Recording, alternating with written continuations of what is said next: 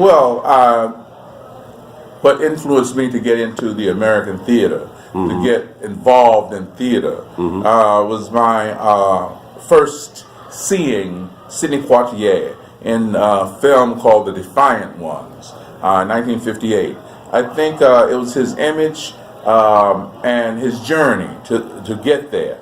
And so here was this black man starring in this film with Tony Curtis and directed by Stanley Kramer. And I was an avid moviegoer, and I said, wow, I was searching, just getting out of high school, searching for a direction. And movies was my passion. Yeah. I had not even seen any stage plays. And I went to see it, and that led me to study where did this guy come from. And then I found he had, at 17, he was in New York. He had hustled his way from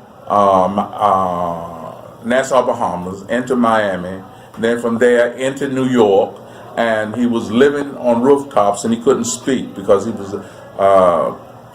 he had a deep accent, Nassau, Bahamas, and he was looking for a job, and he saw where they was looking for actors at the American Negro Theater, and he thought it was a job, and he went there, and he couldn't speak, and so they said, wow, you're a handsome guy, but you gotta take speech lessons. And so he listened to John Cameron Swayze on the radio and learned to speak. And at 24, in The Defiant Ones, he was nominated for Academy Award. So that journey that led him to theater was his studying to speak at the American Negro Theater, studying acting, and which I said, oh God, I got to study acting. Yeah. Okay. Then who taught him acting? Then Lloyd Richards taught him acting. And then who taught him acting at the American Negro Theater? Frederick O'Neill, Val Archer. Yeah. And that led me to, wow, I got to study. I got to study a lot to get to that point. And one thing led to another, the library, where I could study these plays. So I would say Sidney Poitier, Lloyd Richards, and the history of the American Negro Theater. Wow.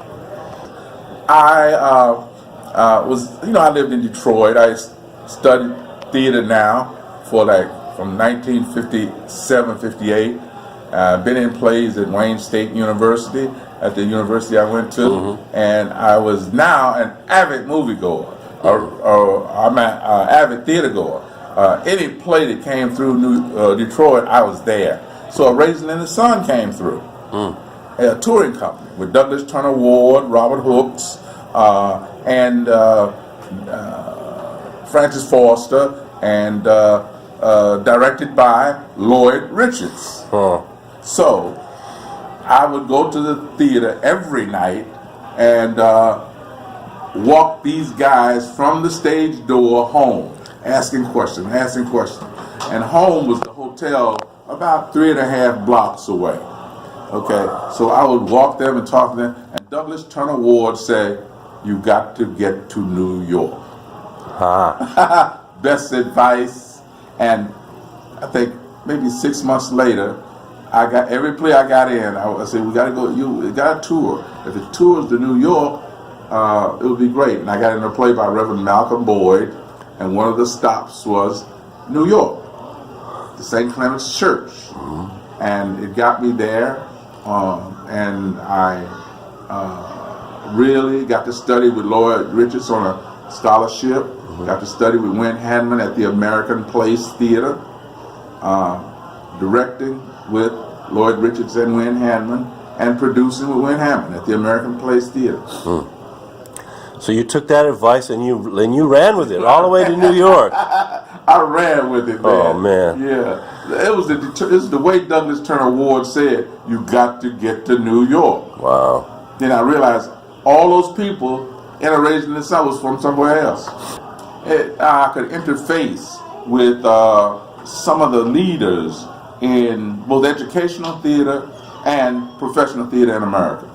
And these leaders in the educational theater, higher institution, and it led me into just directing at a lot of regional theaters, meeting people who really could speak about a conference or about what's going on in America.